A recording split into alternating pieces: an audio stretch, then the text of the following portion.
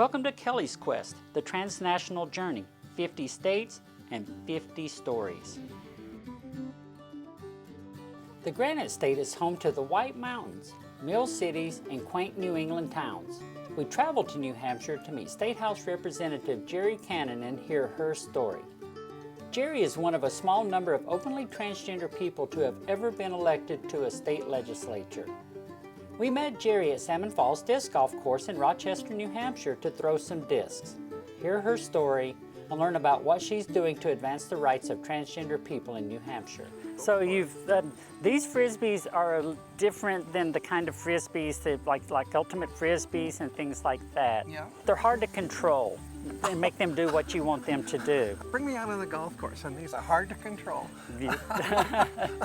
You're getting yourself hopefully into a new sport that is very relaxing and a chance to hike in the woods. And it's cheap. And it's cheap. The community is fantastic, disc golf community. They've been so welcoming to me as a trans woman. So do you want to take a couple of practice throws Sure. just to see? That would be great. Let me give it a shot, and Yep. you can tell me what I'm doing wrong. I usually tell you what you're doing tell me- right. There you go. Same spot though. There you go. You're a trailblazer, and I like having trailblazers on the show. My path to the State House was a 10-year process. Well, after I was let go from my job in the computer industry, I announced that I was going to be transitioning on the job, and 2 months later I was out looking for a job. Too common of a story. We couldn't definitively prove that it was a discrimination case. But I did ask a lawyer, and they said in New Hampshire there's no laws to protect you. So I was contacted by another rep, state rep, Ed Mudler.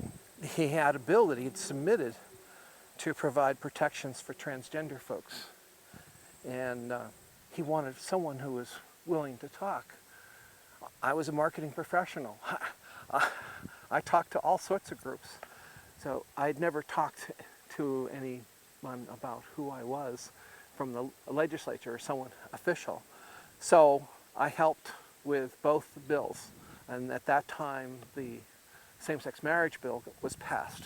And the transgender bill was, although it passed by one vote in the House, it was trashed in the Senate. So I got involved and didn't know what I was getting myself into.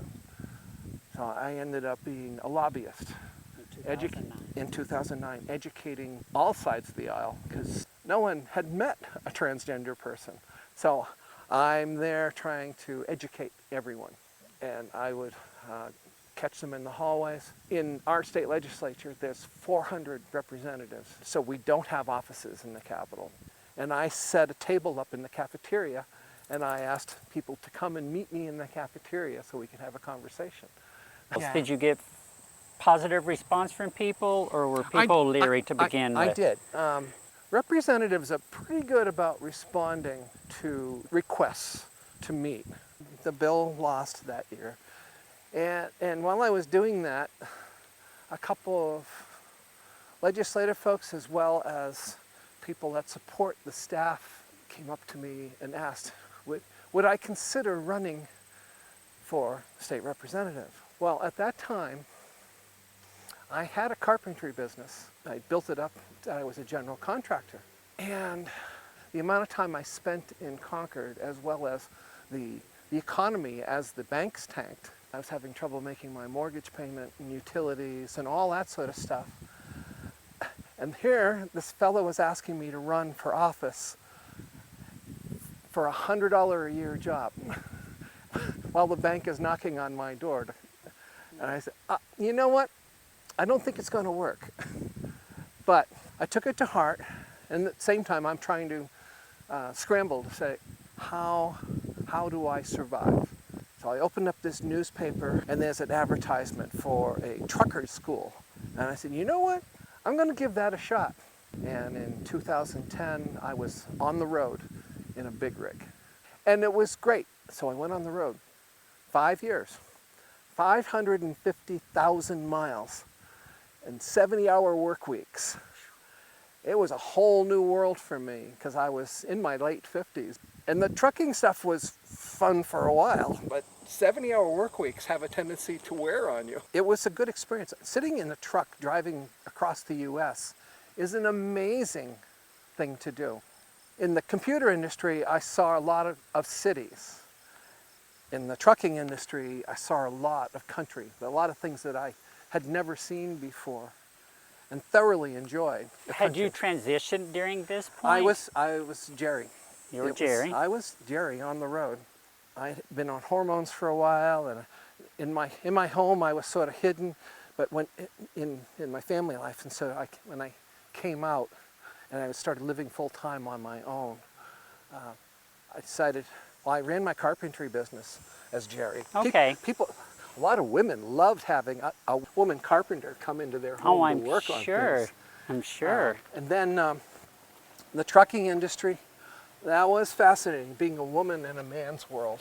Fascinating thing is, although I experienced some discrimination, it was not because I was a transgender person for the most part. It was because I was a woman on the road.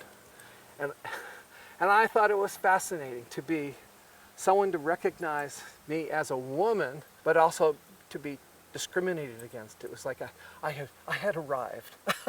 I am a woman. And I have to share this experience. Down south, I had one guy come up to me face to face. He says, "What are you out here driving a truck for?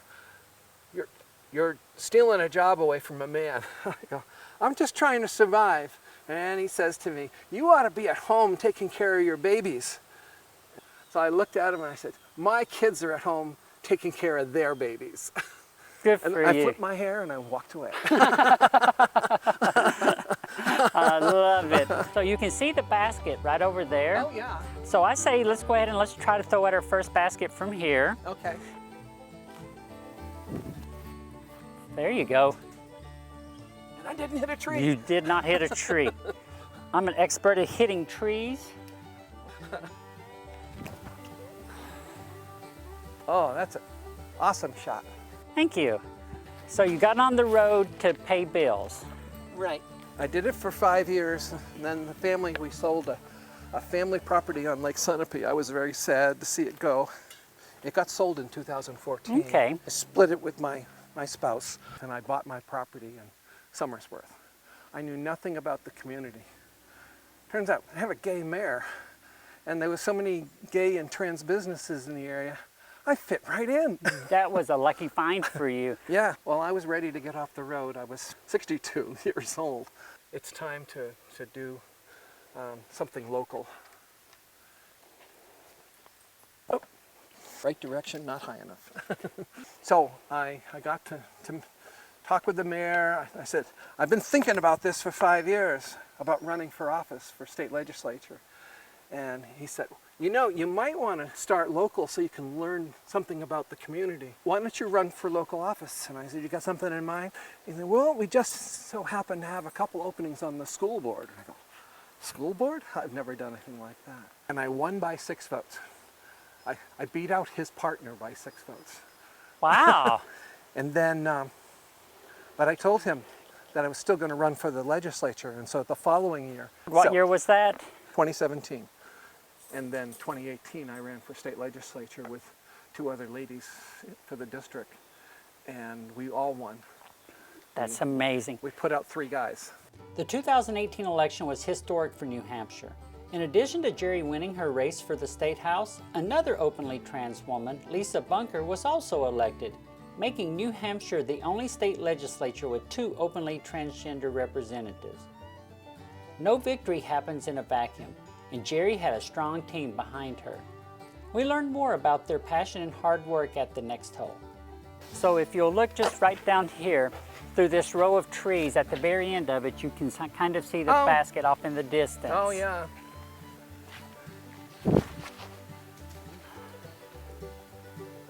Nice. That was a good one. So I got elected to the House last fall. So I now hold 2 positions, one locally and one at the state. You sound like a very busy human Look being. at this. It's not It even looks like it's on his laying kickstand. down. Standing up.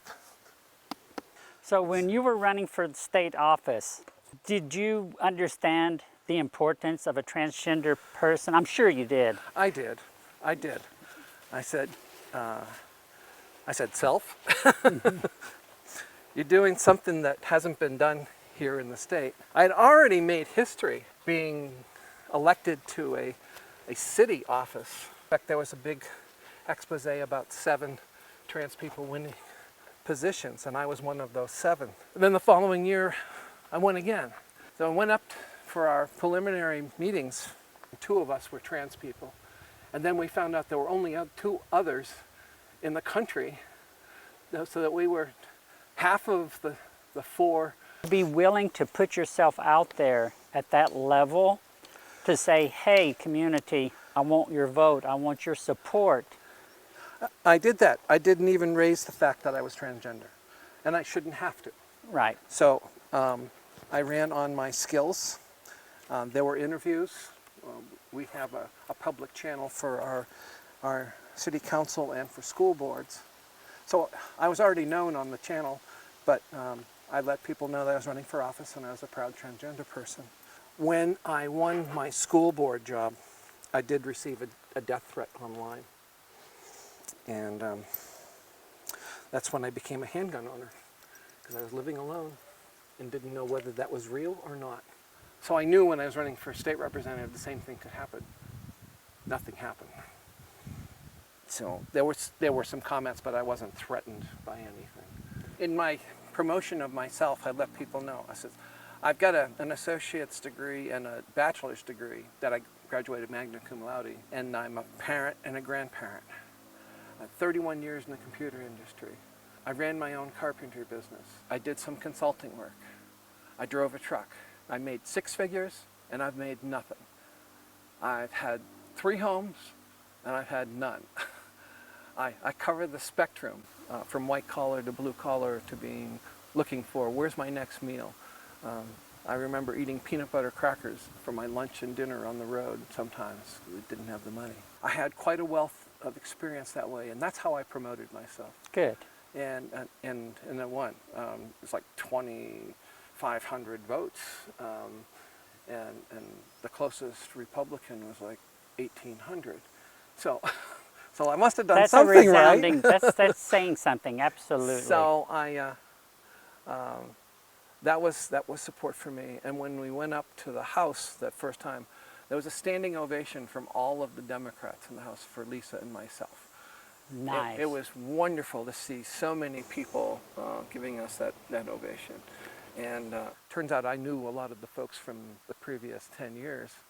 And it was like old home week for many of them. And what was wonderful is that we had Muslims, we had black, we had all different forms of diversity. We have the most diverse legislature in the country. In New Hampshire. In New Hampshire. There you go. So let's celebrate that by making a great throw from here that goes in that basket somehow or another.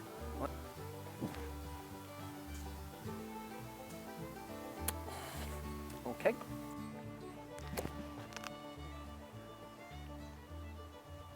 As far as support goes during that time, when I ran for state office, we had so many volunteers. We did that structured approach. okay, We used technology, which I loved. And so I got to meet lots of people. I had some great conversations, especially with people who had kids with diversities or family members with diversity, to see me out running a campaign and talk to them about their family situation. right. And so I got so many people that warmed up to me who had never met me before. And I had one lady, it was funny, I knocked on her door and I went to say, she said, "You're Gerri Cannon. You're at my door."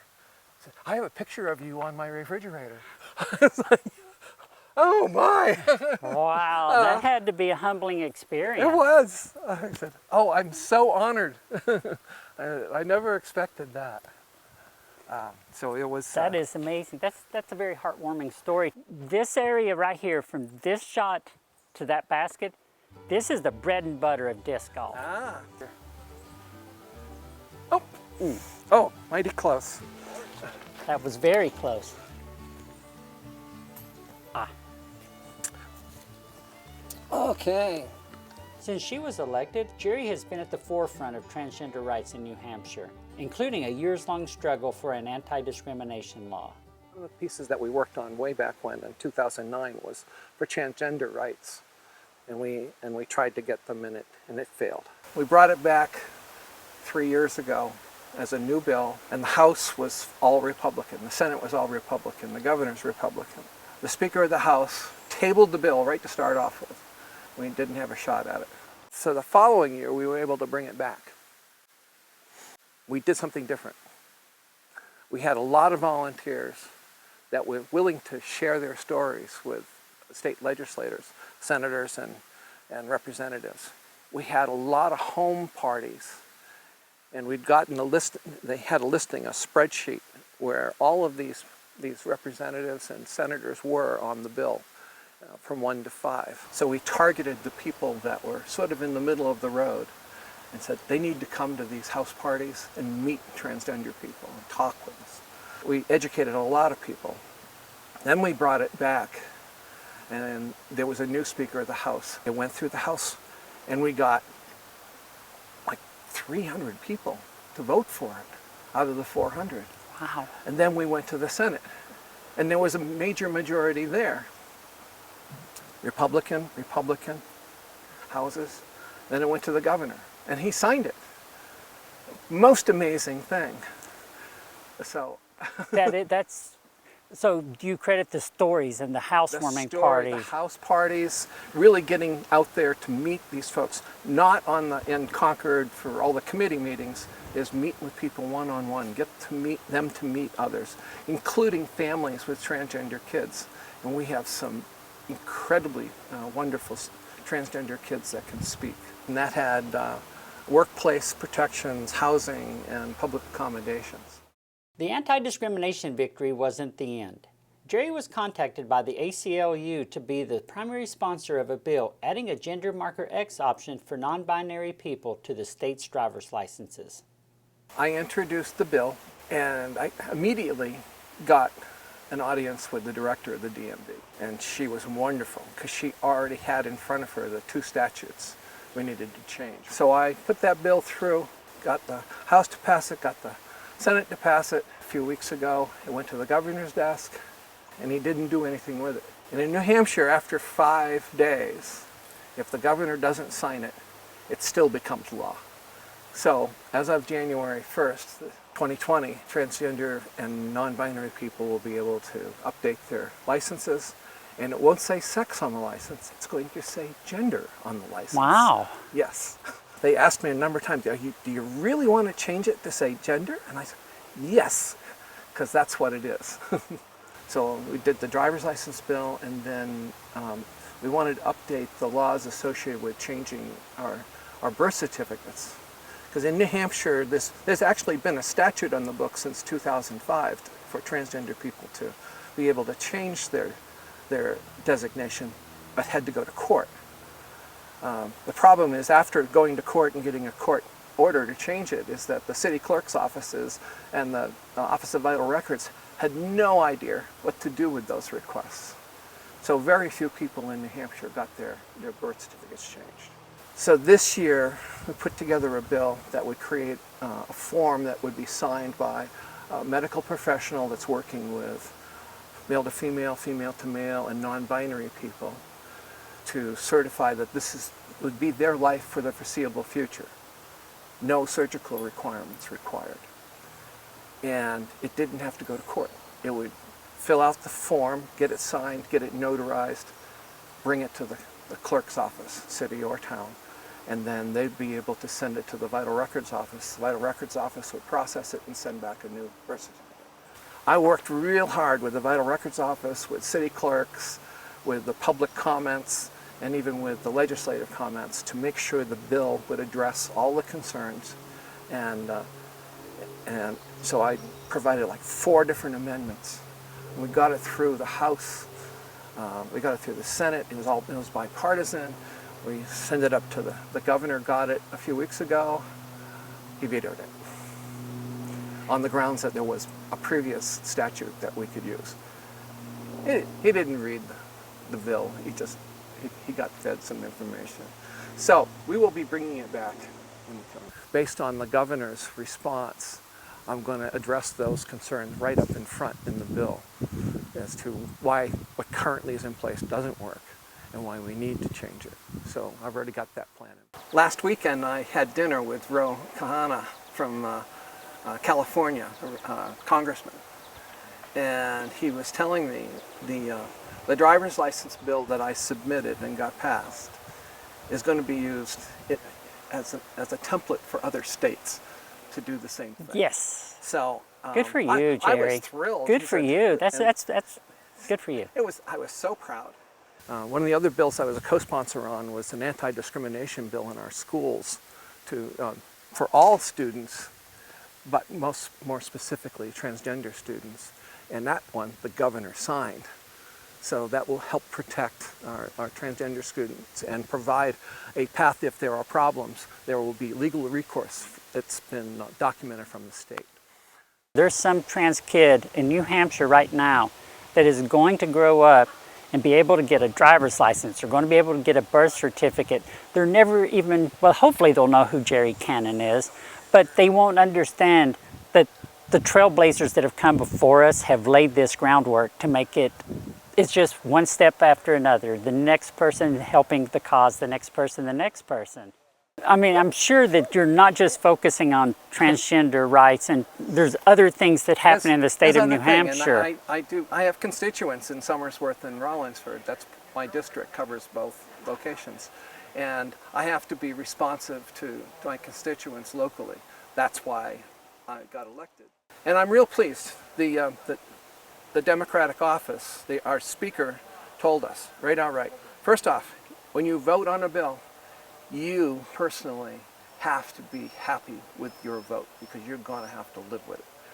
And then the second thing is if you don't know how to vote, your constituents, if they've been talking to you on the bill, they're the ones that you need to respond to and vote however they asked you to vote.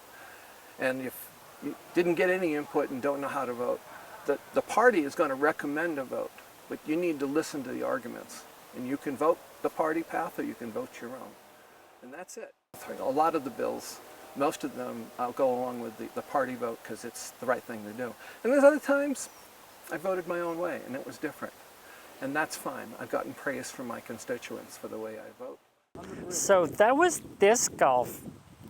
Gerri, I really do appreciate you coming out here. I find that it helps me to think and it makes for excellent conversation. I do have a couple of other things I want to talk to you about. So I'm kind of curious, what is it like with your family? It was interesting because I came out at the age of 46. I had known that I was a transgender person since I was about 12 or 13 years of age. But that was in the 60s when if you spoke about stuff like that, you ended up in the state hospital. And I didn't want to tell my Catholic family and I didn't want to tell anyone because I thought I was broken. There was nothing for me to reference. And so I kept it quiet and wished it would go away, and it didn't go away. And it plagued me for a long time. And there were times when I was suicidal. I said, I'm just going to check it out and I don't have to deal with this. And then I finally decided, I've got to tell my family. My spouse took it hard. She had no idea. We told my kids as they got to their senior years in high school. They didn't know quite what to think about that. Were things going to change around the house or whatever? So the kids were okay with it. We had some problems with my spouse's family, and I got asked to move out. So things were a little tense, but my kids stuck with me. They would come over to my house. I had a hot tub. They enjoyed that. But they enjoyed being with me. And they told me right out, I became a better parent when I came out because I became honest with myself. I was honest with them. And they saw a whole new side of me that I'd been hiding. And because I was much more outgoing. I wasn't that depressed father that would sit and just stare blindly at a TV at night. I was someone who was involved with doing things and having fun being me. and it was wonderful. As I struggled with my carpentry business and then ended up on the road, I watched as my kids became the parents because they were worried about me going on the road as a transgender woman and how I was going to live my life. And then when I ran and won the state legislative position, they were overboard with joy, and they let me know that I have become that model that they were looking for from a parent to say, this is what you need to do. You need to get out and get involved. And I thought that was so awesome to have their support. And even my ex has surprised me. She's become a friend all over again. And I think that says a lot about you and your ex-wife, that even though you had this part of you that wasn't allowed to be expressed to the world, you still raised two very impressive children. I'm really proud of my kids. My oldest daughter is a senior bioscientist at Pfizer Pharmaceutical in their research and development group. It just completely blew me away. And my youngest daughter is working for JP Morgan out in Ohio, and I go, geez, I must have done something right. It doesn't make a difference that I'm a transgender person. I'm going to put my all into everything I do.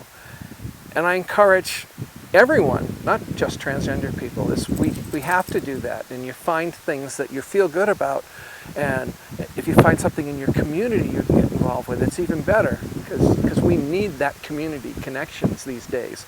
And if you are a transgender person and you're out doing great stuff, people see it, and it helps to change minds. Who knows? You might see me run for governor one day. The sky's the limit, isn't Absolutely. it? I mean, I really encourage everyone I'm speaking to get involved, because government starts right here with us, the people. It's also seeing things that need to be done and teaming up with legislative people to do that, and then get involved with the legislature yourself. It's the best thing. Government starts here. Gerri's story inspired me, as I'm sure it will inspire others in marginalized communities.